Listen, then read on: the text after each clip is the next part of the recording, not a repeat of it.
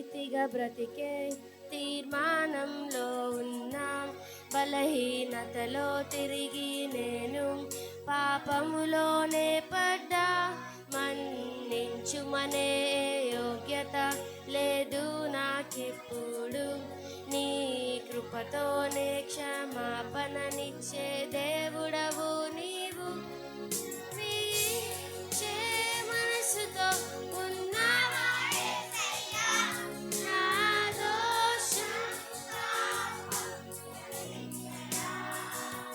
క్షమించి చూపిన గొప్ప మా యేసయ్యా, నాలో క్షమించయా. నన్ను క్షమించు యేసు, నన్ను క్షమించు.